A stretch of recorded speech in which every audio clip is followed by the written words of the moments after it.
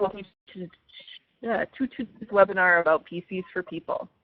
This is the second in a monthly series of webinars we're offering for our blended broadband communities and open to anyone with an interest using technology to improve communities. In a moment, we'll be talking with Sam Drong from PCs for People and the panel he's assembled. They are Carrie Amon, the Marketing Development Manager for CenturyLink, Michelle Warner, Director of Mobile Citizen, Renee Tostenson, Superintendent of Lac Coral Valley School District, and Brianna Anderson from Chaska Community Action.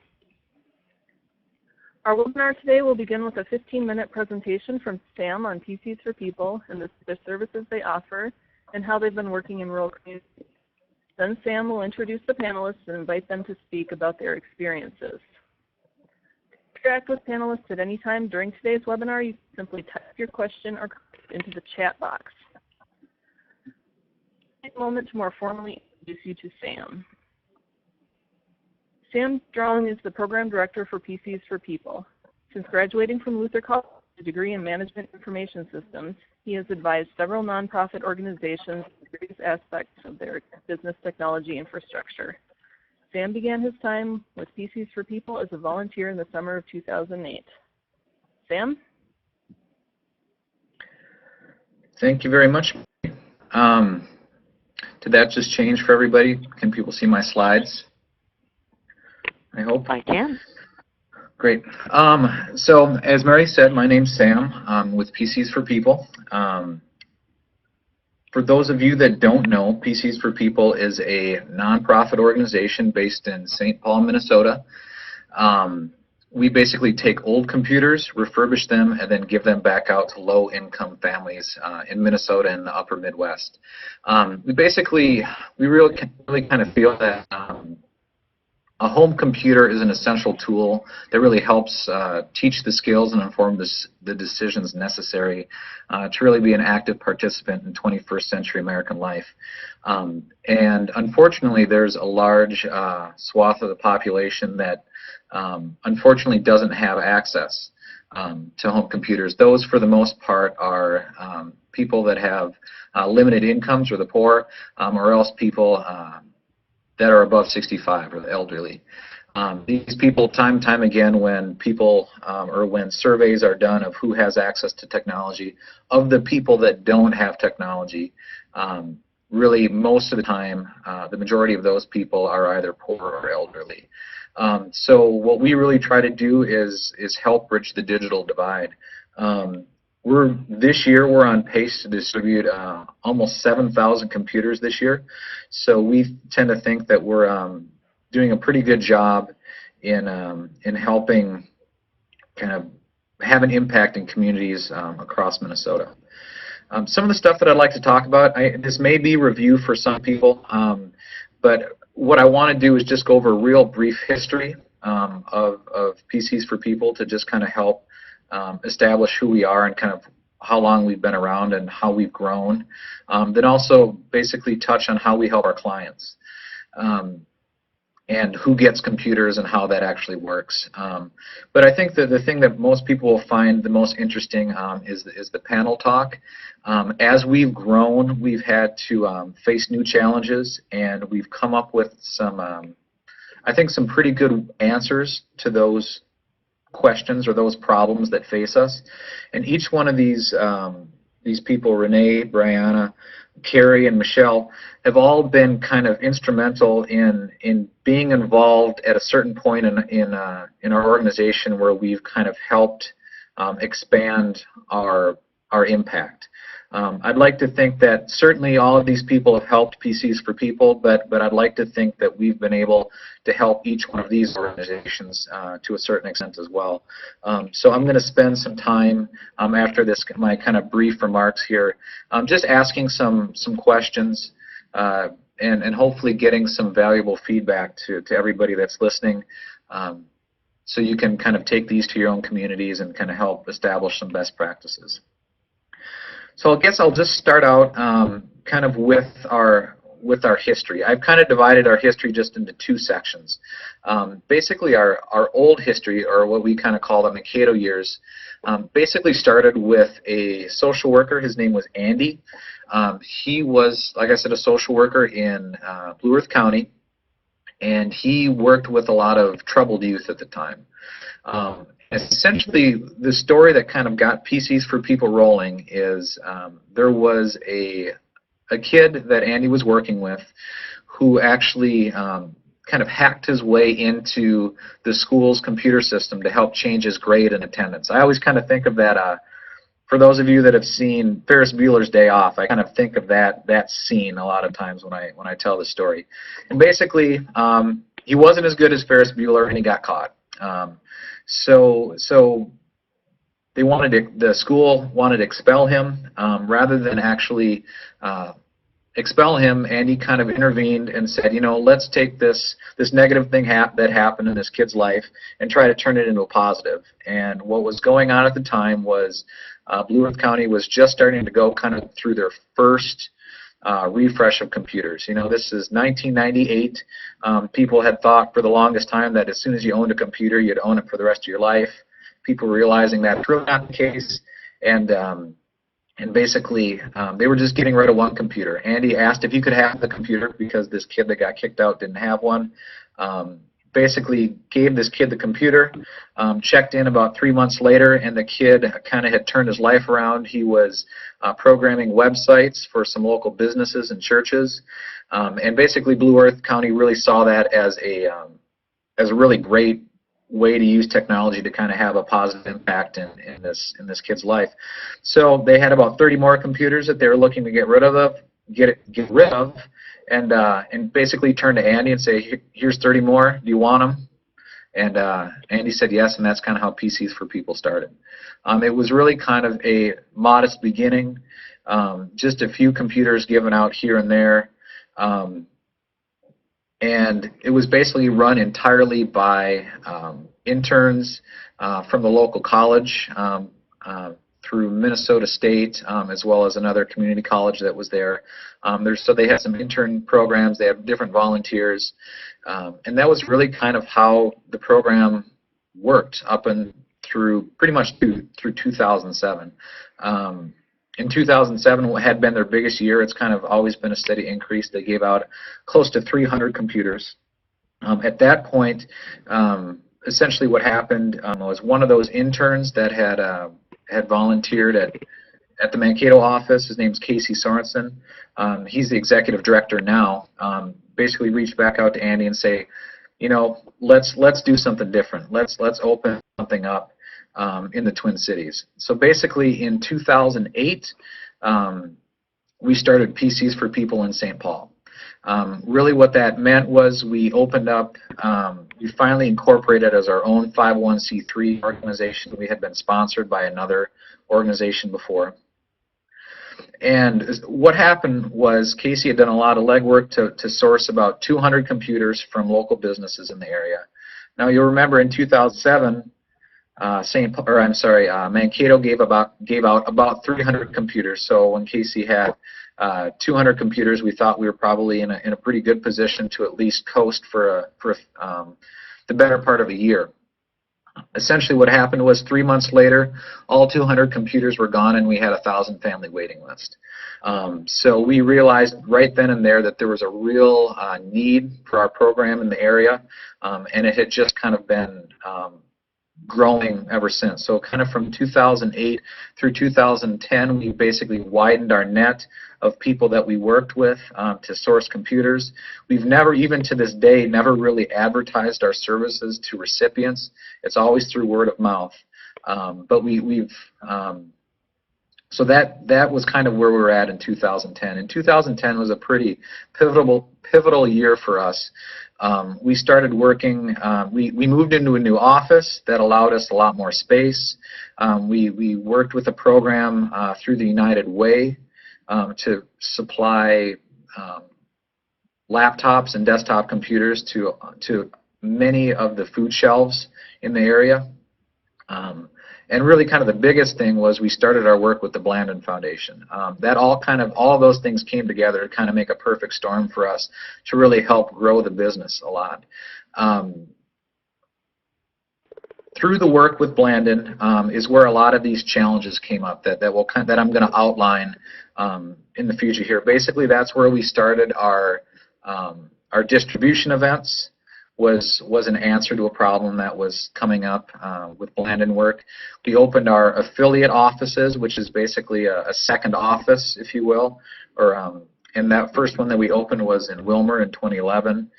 And we started offering mobile refurbishing events, and in late 2012 we started offering an internet service, basically called Mobile Citizen, which was unlimited 4G.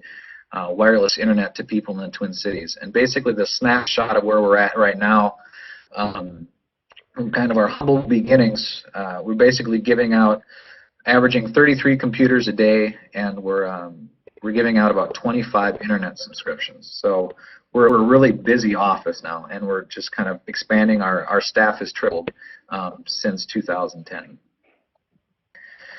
One of the things I'll just touch on real quickly, because people ask this all the time, is where do we get our computers? Essentially, about 85% of our computers come from either private businesses, nonprofit organizations, or governments. The other 15% come from households, so they're people getting rid of their family computers that want a tax deductible or deduction, something like that. You'll notice I put the word donations in organizations kind of in quotes, because one of the things that we realized to really help grow our organization, we really had to change the way that we presented ourselves to corporate organizations looking to donate. We couldn't really be just a charity. What we really needed to do was turn ourselves into an asset management company, much like the large recyclers that are throughout the Twin Cities and throughout the state in general. A place, these companies that are trusted with computers that are getting rid of by old businesses. So what we basically do now is we don't really refer to it as a donation. We reach out to these people and offer a whole host of services that would be given by any organization that's like a computer recycler. So we offer free pickup of computers, which most organizations or most private recycling companies wouldn't offer a service like that. But then in addition, we offer a certification that we have from an organization called the National Association for Information Destruction. They basically come to our office and audited all of our practices. They assure that all the people that handle hard drives all have background checks, drug screenings. We're on closed circuit TV all the time. Basically, we've really tried to match the services that large recycling organizations have, and that's really how we've been able to keep pace. Like I said, this year we're on pace to give out about 7,000 computers. We've really had to focus on this part of our business to really continue to allow our growth, because we obviously need more computers. Once we've sourced the computers, the next thing we really do is we refurbish the computers. Most of the work that we do is done by employees, volunteers, and interns. Essentially, we have three different processes that we follow. We've got an intake process. So when computers come into our office, we remove the hard drives, make sure all of the drives are wiped. And basically this initial intake process is that volunteers most of the time will just take these computers and just make sure they turn on. If they don't turn on, they replace the memory or do whatever it is they need to have it actually turn on. That's kind of our first process. The next part is we have most of our staff basically install all the software. You'll see here, I think people can see my mouse moving around here, but essentially these are the different softwares that we offer. You know, just giving away a computer that doesn't have any software on it is really not terribly useful. So we try to make computers as ready to go as they can. Obviously, a computer is even more helpful when it's connected to the internet, and we'll get to that in a moment, but when it can't, one of the things that's not listed on here is we do try to provide basically an offline Wikipedia for some research, for if it's going into a home where there's a student that needs to do some research for a paper. They can do that, and then as well as all the, they can type a paper, they can write a resume, do whatever they want with some of the productivity software. Then the last thing we do before they go out is we kind of have all of our staff do one more kind of quality assurance check to make sure all the software is installed correctly, everything turns on the way it's supposed to, and once we kind of confirm that everything works, we basically get to the distribution part of our of what we do. And distribution takes many forms. We do it in a lot of different ways, but for right now, I'll just kind of focus on how we do things in St. Paul. Basically, we're a storefront that's open from 10 in the morning through 5:30 at night, Monday through Friday. Essentially, what happens is people can just come into our office, prove that they're eligible for our program, and leave the same day with a computer. Basically, in order to prove they're eligible, they need to show that they're getting some form of government assistance or that they have some sort of documented disability. Forms of eligibility would include pretty much any statement of benefits. So that would be something if they have a child in Head Start, if they have a kid that's on free or reduced lunch, if they get energy heating assistance, any number of or on disability, anything like that will basically show that they're eligible and meet that 150% of the poverty level threshold that we have. They just then need to show a photo ID, and then we ask for an optional cash donation. Essentially, if people don't have any money at all, that's fine. They still get a computer. Last year we gave out, I believe it was between 700 and 800 computers free of charge. And they basically, what does happen though is they're going to get, if they don't have any money, they get a slightly older computer. They get one that's from usually about 7 to 8 years old. If they do have money and they can provide us $50, they get the latest and greatest computer that we have. So that's something in the neighborhood, usually of a 3 to 4 year old computer. They're usually in very good shape. They've just been gotten rid of by a business.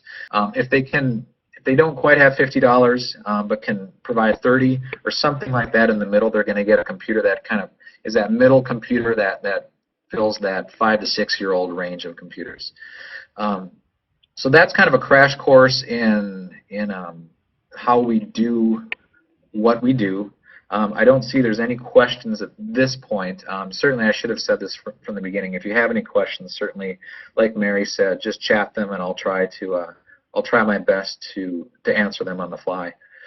But I guess at this point I kind of want to transition a little bit into what I hope will be more helpful for everybody. And that's basically talking about some of these different sorts of things that we've done over time to help meet the demand of our program. The first thing that we did through our work with Blandon, we realized that basically we needed to, not everybody could come to Mankato or St. Paul.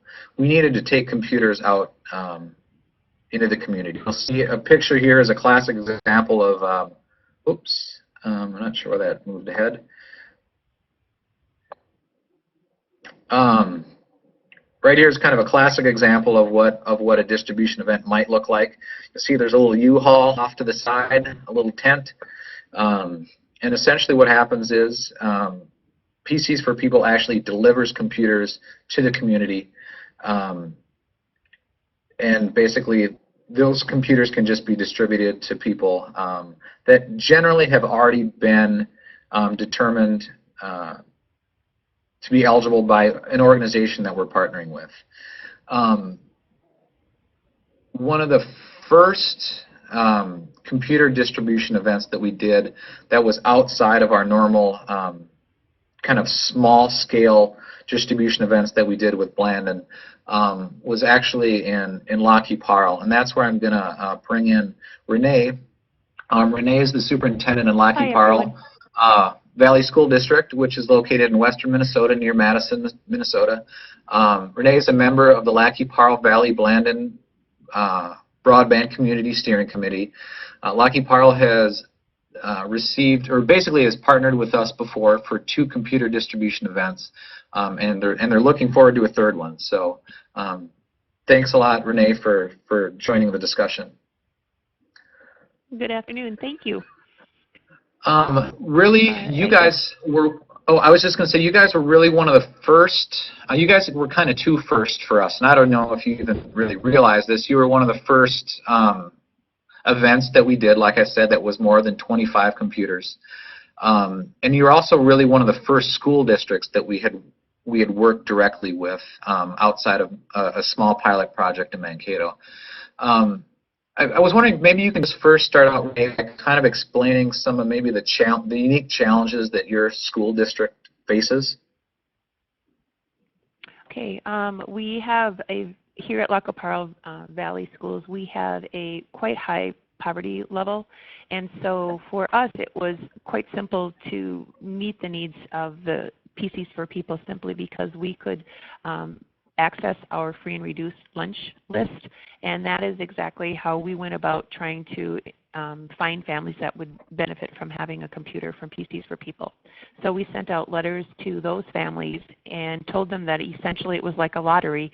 Send them back in and I'll pull your names out of a hat and then we'll be able to give those computers away. So that's essentially how we began.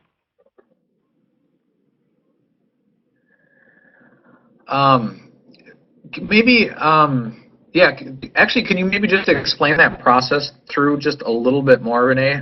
So once the computers, you sent out the letters, basically, like you said, to everybody that was eligible, and they responded back, correct, with kind of a questionnaire?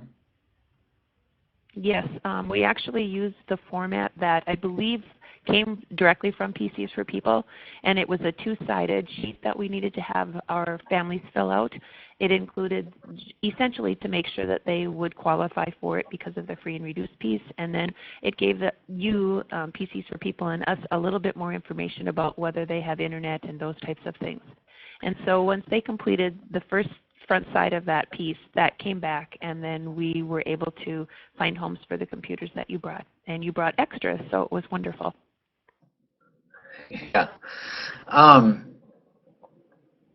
Now, one of the things that was a little bit unique too about you guys, you thought it was important to use some of your own funds. Well, you were kind of the first to use some extra funds to help pay for the computer, because we have some costs obviously associated with bringing these computers out and delivering them. I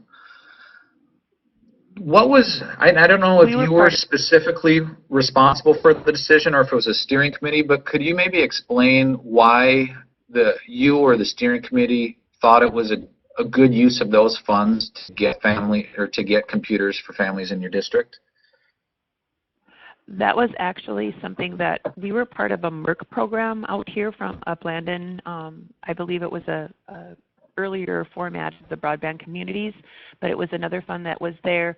And so we were given the opportunity through that group, the steering committee, and when they had said that there was a possibility of being able to get, I think we at the beginning thought we were only going to be able to get 10 computers. I said we'd gladly take them for our families if that would work out. And so the group, there were many other schools. I believe that there were 4 or 5 other schools in our area that also took part in this PCs for People.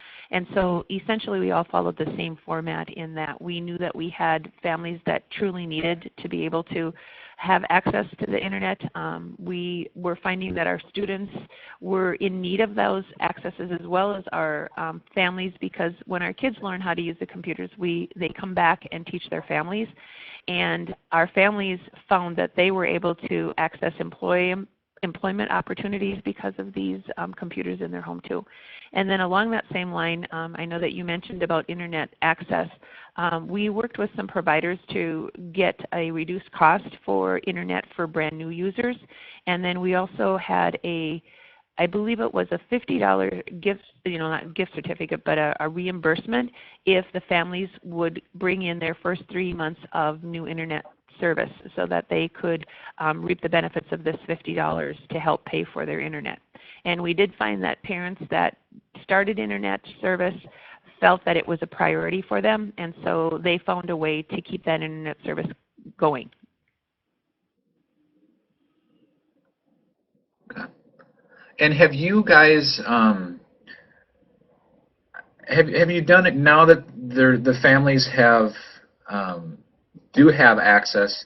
Are there certain school resources now that they have access to that they didn't have before? Was that one of the reasons that you kind of thought the program was, or that they needed computers?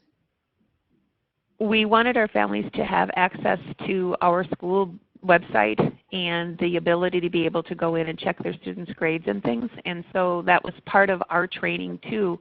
When PCs for People came and distributed, we also had a short in-service for our families as to how to access our website, how to use the calendar and activity pieces, how to find where the football game is, those types of things. Plus we also showed them how to get into the parent part of our website so that they could access their students' work and grades, and also to be able to use that format for actually paying for their bills and things. And they really appreciated that, not having known that that was even out there. Okay. And then I guess the last thing I just wanted to ask, Renee, could you maybe just, you were there for the first distribution event and obviously helped coordinate things. Could you maybe just kind of speak a little bit to how the actual distribution went and maybe some feedback that you got from families in your district?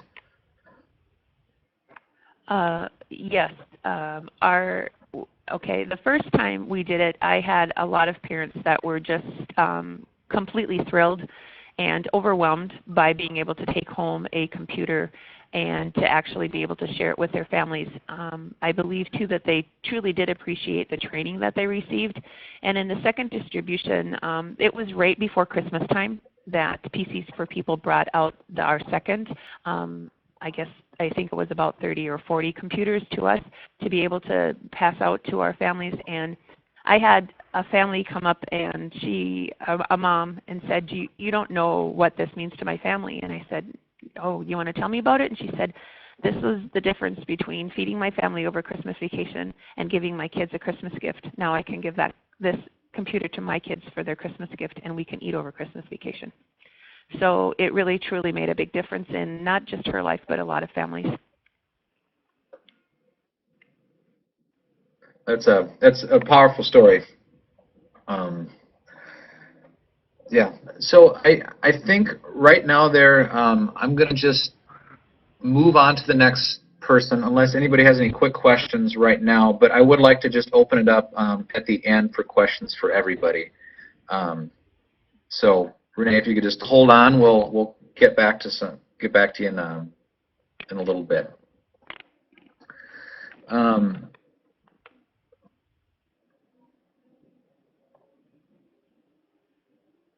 Oh, is that okay? So one of the things that quickly happened that was a little bit different from the actual distribution events that we just talked to Renee about. One of the challenges, like I said, this was all kind of about doing some problem solving. One of the things that we tried to figure out how to do was have more of an impact directly in a community. While we were out doing some of these distribution events, there were some businesses and some communities that said, "Hey, we have some computers here. Can you do something with them?"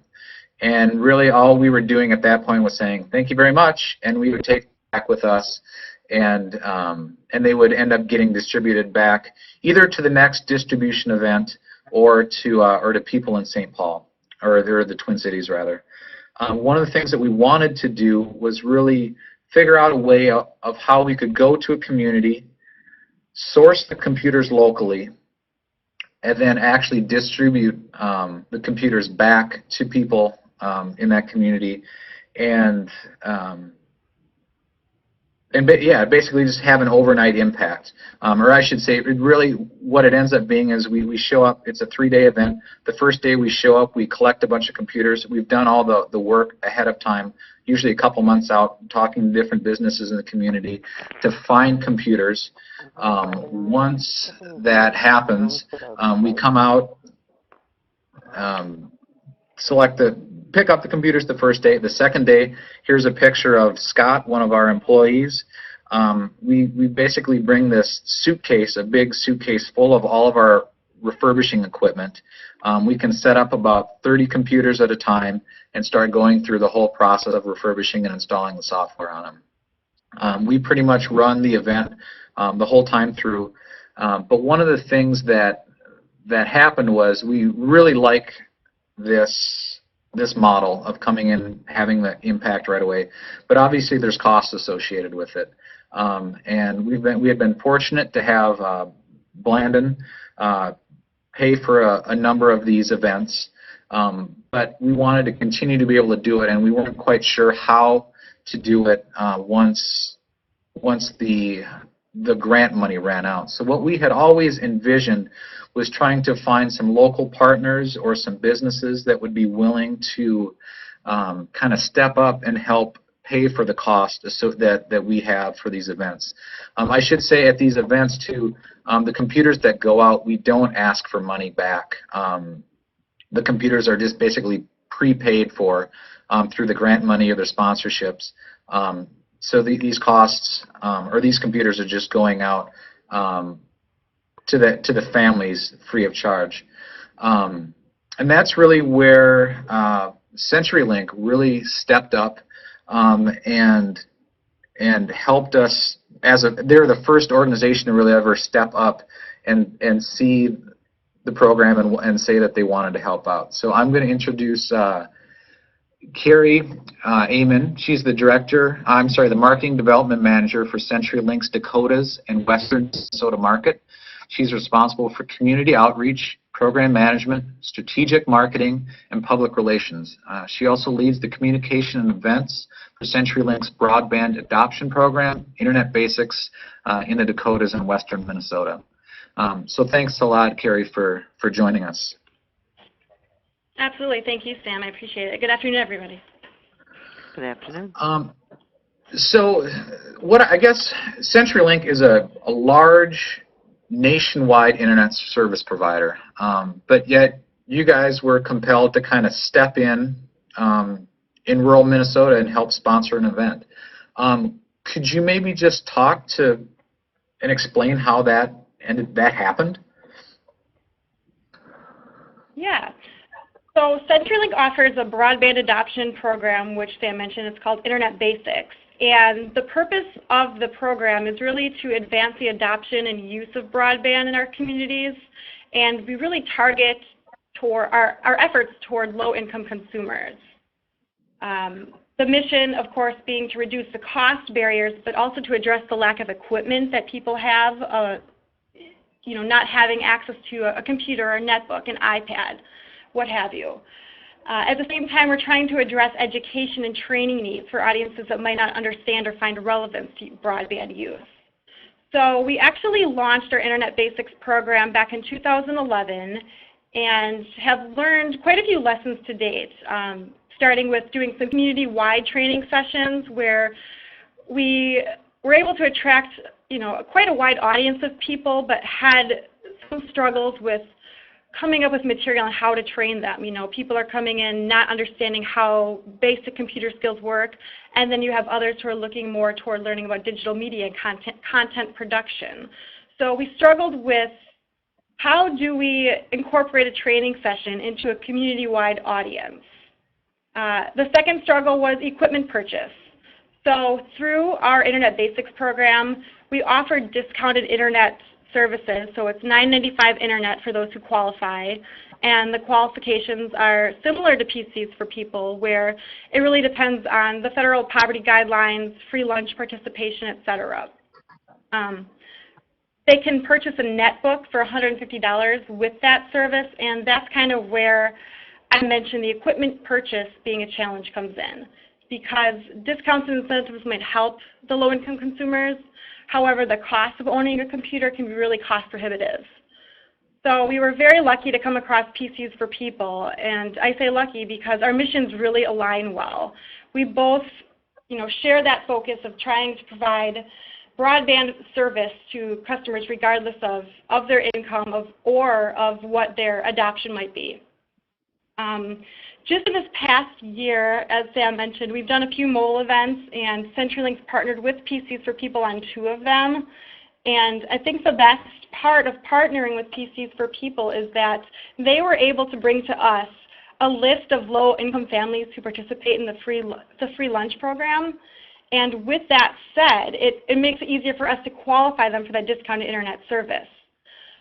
An example would be in St. Cloud, Minnesota. We did the event in April of this year, and I asked Casey Sorensen from PCs for People for a list of, who's going to be there. Let me make sure that, we can provide the internet service to them. And with that being done, they also had the 100 computers refurbished for us, and we were able to make a financial contribution in order to make sure that PCs for People could come up with the 100 computers. Because as Sam said, they might get a few here or there, but not necessarily enough to host a mobile event.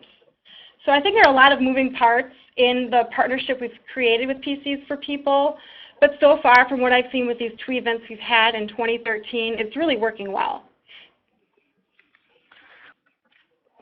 Yeah. Carrie, could you maybe explain how, for example, I think you were at the event in St. Cloud.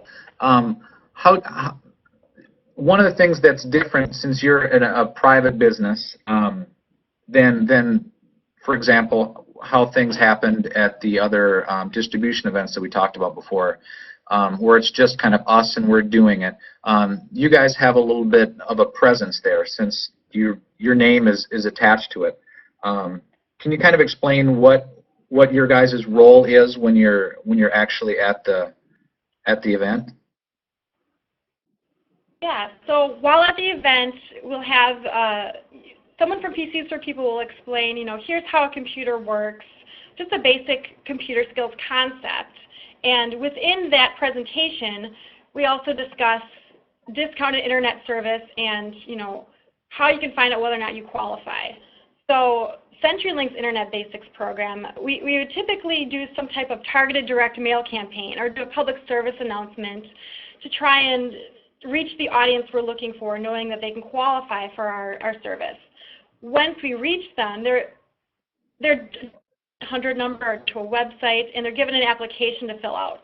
So what's unique about our partnership with these mobile events through PCs for People is CenturyLink can have a couple of representatives there on site to sit down with the attendees and actually go through the application. For example, again, with the St. Cloud event, we did have quite a few attendees that have a Somali descent, so we had an interpreter there that worked with us to kind of explain, okay, here's what we need to do to have you fill out the application. Here are the supporting documents that you're going to need to provide to CenturyLink in order to qualify for the discounted internet service. So really being, face-to-face with the applicant, with the consumer, it really makes a difference because they feel more at ease when they're filling out the application, when they're trying to decide, okay, do I need 1.5 internet or should I look at getting 7 meg? Do I need to lease a modem? Should I buy a modem? There are a lot of questions that come up, and I think having a resource there from the provider or from even PCs for People just to kind of talk through with that attendee, it just resonates well with them, and they feel more comfortable with adopting broadband and with purchasing the internet. Okay. Well, thank you very much, Carrie. I'm going to move on to the next section, but certainly stick around in case there's any questions. Again, thank you very much. Thank you. One of the other challenges that we have, these mobile events, the distribution events, they work well, but they're pretty resource intense for us in the St. Paul office. So one of the things that we found through working with the different ways that we were working with Blandon was that there were some communities that said, you know what, we have we have the demand in our area, and 1 or 2 mobile events just isn't gonna meet the need. So we kind of played around with the idea that we would offer what we kind of originally called a PCs for People in a Box to different organizations that were interested in actually opening their own PCs for People office. So that's what we call our affiliate offices or our affiliate network. Basically, we partner with, in some cases, private businesses that are computer repair shops or something to that effect, or in some examples, we partner with a public organization or a nonprofit, and we basically say, here's the technology that you need to be able to refurbish computers like we do, and we kind of share with them the best practices and all the technology and our Microsoft authorized, or I'm sorry, our Microsoft registered refurbisher program. And basically, there's an upfront cost in the first year, and then there's a less of an annual yearly cost after that. One of the communities that was interested in creating an affiliate office was actually kind of somewhat of an interesting story. In Grand Rapids, they were one of these other Minnesota Intelligent Rural Communities that had initially taken our 25 computers that we were giving them at a distribution event, thinking that would be enough for their community. As soon as those computers went out, they realized there actually was a lot more of a demand in their area, and started looking into what it would take to create a PCs for People affiliate office. So I'm going to introduce Brianna Anderson. She's employed with Kutaska Community Action. She was instrumental in facilitating computer distribution processes and internet access for low-income families through multiple service providers as part of Minnesota Intelligent Rural Communities throughout 2011 and 2012. As part of Kutaska's PCs for People effort, Brianna links families struggling with poverty-related issues to low-cost refurbished computers. Brianna has a bachelor's degree in business management from St. Scholastica. So thank you very much, Brianna, for joining us. You're welcome. Now, I had said, I had said before that we sometimes partner with a private company or some sort of public organization. You obviously work with a public organization, which is Kutaska Community Action. Could you maybe explain that relationship a little bit between Kutaska Community Action and PCs for People? Well, it started with our interim executive director, who was part of the MERC, I believe he was part of the MERC steering committee. And the realization, once there was a realization of the 25 computers not being enough for our area, Kutaska, through our Circles of Support program, utilized staff to try and figure out, okay, first they started with Head Start for finding the need and for part of the distribution, and then use Circles of Support staff, which is another program under Kutaska Community Action that does a lot of outreach with the low-income community. So that's how we came into it. Does that make sense? Yeah, it does to me, but I obviously know your story a little bit.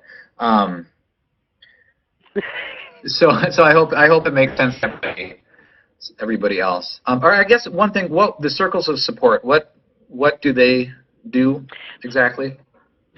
Circles of Support is a social networking type organization and a grassroots organization which is designed to create hope and build social capital within the low-income communities, and increase that social capital so that they can get through life, make changes. We encourage and show people how to help themselves. We work a lot with what we call reciprocity. people really don't want a handout, but they want a hand up. And that's what we do with Circles of Support.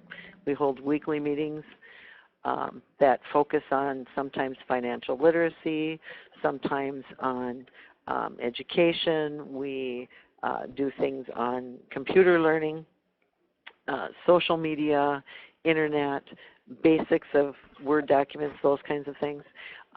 We do some fun stuff too. We work a lot on personal empowerment, emotional intelligence, why we do what we do, and if that's something that, not a right or wrong, but if it's something that you want to change or if you want a different outcome, okay, so what, we're going to help you change the inputs so that the outcome is different. Sure. That's what we do at Circles. Does that make sense to everyone? It does for me. Again, could you maybe explain kind of what the day-to-day PCs for People work looks like, and maybe kind of what impact you think it's having in the community? Right now, we just opened the storefront basically in March. We moved into a bigger office because we found out very, very quickly that we didn't have the space that we needed to do what we needed to do. We still operate very smallly, but anyone can walk in here, fill out the application, bring in their documented proof, and they will walk out of here with a computer system. Much like the model in St. Paul. We do things a little bit differently. We're available 8 to 4, Monday through Thursday, and we take donations the same way. We've been fortunate that for our donations, most of the donations they're willing to deliver, so that, because it's me and basically volunteers. We have a young man from the Northern Lights Community School. We partner with them. He comes in with an instructor from the school. We pay him a stipend, and he receives credit for computer learning. So he's completely, this partnership is wonderful. He comes in and refurbishes the computer, gets him ready to go out the door so that I've got a unit that can be distributed to a family. That's great. Do you have any idea of how many, since March, maybe how many computers have gone out, kind of ballpark? Oh, not a whole lot. And part of that was because in February, at the end of February, we had to scramble and do a very large, and we had 3 weeks to do it. In those 3 weeks, we contacted 4 different school districts and families, and I distributed over 100 computers. We ran out and created a waiting list to call. And once, the phone calls were made and whatnot, it's been a little bit difficult as we are in the summer months where people aren't connected with the schools, so they're not getting information readily that we're here and we're available. So part of, I guess, advertising we've been struggling with. However, we are going to be listed in a community education brochure that reaches 22,000 households. It comes out in August. I make phone calls. We do get calls from outside of the Itasca County area as well. So I don't turn anybody away. There's, I think, sometimes some misconception. A lot of people want laptops. Part of that, I believe, is because of space issues, and they're calling and looking for that, and when they find out it's a large CRT screen and whatnot, oh, I don't have room for that, which can be a bit of a challenge, but once they realize what they're actually getting, I think we have more people, we'll have more people. And I suppose, other than the ones that I've turned away, maybe 30, which is pretty good for not having any advertising. Right. Besides the marketing, and just real quickly because we're running a little short on time, Sure. Could you maybe share, just like I said, briefly, maybe any lessons learned or cautionary tales of kind of opening a PCs for People affiliate? I realize that could probably be an entire hour-long webinar on its own, but for any It people probably that are could. here that are, oh, go ahead. Don't set a date. I mean, set a date, but don't publish the date because it won't happen that fast. It's amazing the amount of coordination and detail that actually has to go on before you can refurbish and get something back out the door. If you're not able to have easy access to inventory and have a spot where it can all be done, it takes a lot of back and forth and a lot of staff time to do that. And money is an issue because we're a nonprofit and don't have extra money for renting space and for transportation, etc. There's a lot of time invested in that. It's labor intensive to, get things where they need to be so that you have it ready for a consumer to go out the door. So think that through. Right. Or call me. Okay. Well, thanks, Brian. I appreciate it, and we're going to move on. But again, we'll be open for questions at the end here. The last thing I wanted to get to is in the Twin Cities, we have started offering. We've kind of become an internet service provider of sorts. We've partnered with an organization called Mobile Citizen.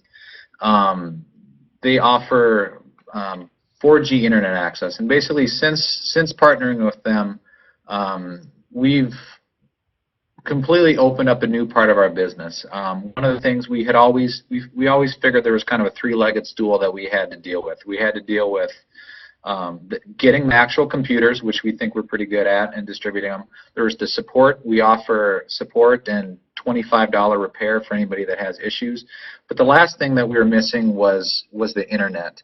Obviously, a computer is useful, but I think everybody agrees that it's pretty limited if it doesn't have access to the internet. So, like I said, Mobile Citizen has helped us offer pretty much an incredible service at a really low cost to people in the Twin Cities. So I'm going to invite Michelle Warner to talk here. She's the director of Mobile Citizen, which is a nonprofit organization working to close the digital divide by providing affordable mobile internet to nonprofits, schools, and individuals. Warner holds an MBA from the University of Chicago, Booth School of Business, and an undergraduate degree from the University of Illinois. Thank you very much, Michelle, for joining us. Yeah, thanks for having me, Sam. I guess at first, I don't know that everybody has heard of you. And you guys offer a pretty unique service. So if you could maybe just kind of explain your company and kind of what it offers, I think that'd be really helpful. Sure, I'll try to do the quick elevator speech for you guys and explain it. It gets a little complicated, but essentially we're a nonprofit organization funded by a foundation that's held FCC spectrum for 25 years, and that spectrum is earmarked for education and nonprofit use. And so for 25 years, we've done educational video into schools.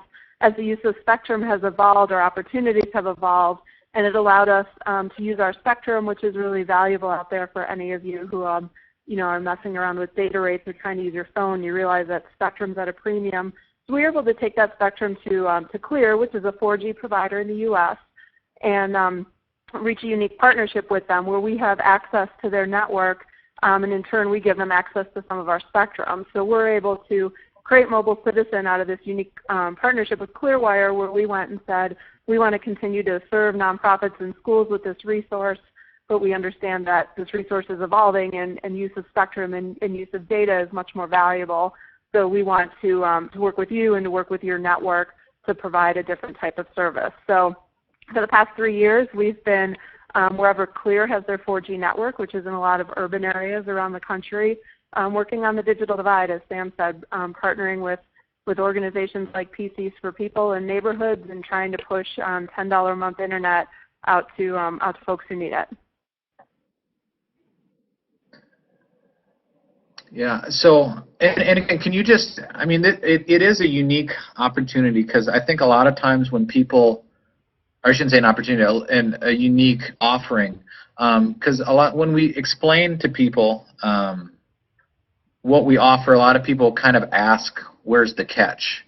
Because it seems a little bit kind of too good to be true. Can you kind of explain just real quickly kind of whether it's PCs for People clients or even the nonprofits and other organizations, like what they actually get from Mobile Citizen? Yeah, so they get, absolutely, and we do get that a lot, you know, what's the catch, what's the contract, and the catches that we're providing, which is really valuable as they build out their network.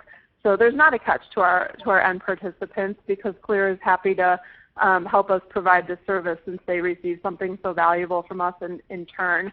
And so what we do for nonprofits is we have access to Clear's full network, so we're able to offer their highest tier service, which is a 4G WiMAX service.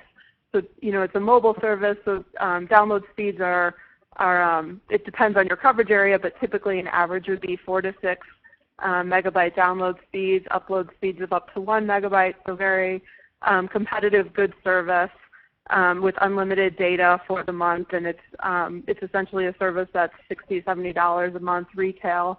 But again, because of our relationship with Clear and that spectrum that we're able to provide them, you know, we're able to do it for $10 a month to low-income communities, because we've been dedicated to that community for 25 years. We're just now offering a slightly different service as we've realized how important of an issue the digital divide is. Right, and you know, like I said before, I think Mobile Citizen has really helped us a lot grow our organization. I don't have the latest numbers in front of me, but I think since I think it was October of 2012, I think we just passed the 3,000 subscriber mark, I think. For just out of our St. Paul office. So that's I think kind of a testament to the quality product that you guys offer. And I get one thing oh, go ahead, I'm sorry. I just wanted to give a shout out to you, because at the beginning you said, you know, organizations helping each other. Mobile Citizen operates nationally, and one thing we've learned is how important it is to have partners in each community, because of what you said, you know, what's the catch, what are you guys really offering? It's been so important for us to work with PCs for People and, you know, bring all the services in one package, because us just coming with internet isn't super helpful if there's not an affordable computer and there's not, you know, community access to training and that community support. So, yeah, we're thrilled as well with how successful it's been, but I think it's really important to talk about the full partnership. Sure. The one thing I'll just, because I kind of skipped over a little bit, there is some hardware, and you can see, I guess, on the slide, there's a few different types of hardware that you can buy. They have 3 different offerings. One is it looks like a flash drive. It's just a USB hub that plugs right into a desktop or laptop computer. And then there's a couple other, then there's basically a desktop modem, and that's the $50 one. And then there's the last thing is kind of this mobile device called a hotspot. Some of you have maybe seen them. They're similar to what's provided by the other kind of large national carriers. It's basically looks like a little hockey puck, and you can connect it either directly into your computer, or you can connect to it wirelessly, and you can connect up to, I think, 8 devices. So there's some neat options and ways to use the product as well. Just kind of wrapping up here, Michelle, is there any other kind of general thoughts or just kind of on the partnership or something that people should know? No, I think you summed it up well. Again, I just, you know, want to congratulate PCs for People, because I think you guys are doing a tremendous job. Okay. Well, thank you very much. I guess we just hit 4 o'clock, or it says we hit 4 o'clock on my computer here. I guess I'll open it up to questions at this point. If anybody has any questions for me or really for any of the four presenters, I guess I'd be happy to field them at this point. If people don't have questions, I know you can chat them. Sometimes people are a little nervous to do that. But if for some reason you think of something later, you can certainly reach out to me. My email address is here at strongpc. Oh, I didn't quite highlight. I guess it looks like I tried to just cross it out. But that's my email address. We just launched a new website, so you can certainly go and take a look at that, and hopefully that could answer some questions as well. I don't see anything coming through chat yet, but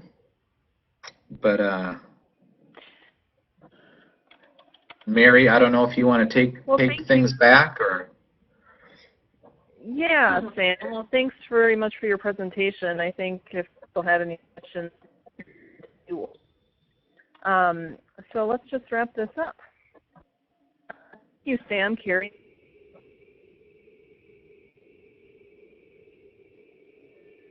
Yep. Well, thank you very much as well, and I'll certainly stay on here a little bit longer if people want to just chat with me directly or talk over the phone. I guess I just want to thank Blandon and certainly thank all four of the panelists for taking time to just, I know it wasn't a lot of time, but I was appreciative that you could talk for just a few minutes about kind of how we've been able to partner and offer some services. And hopefully the people that are attending have maybe some new ideas or a different take on how we can maybe partner in the future or how we can bring some of these services to your part of the state.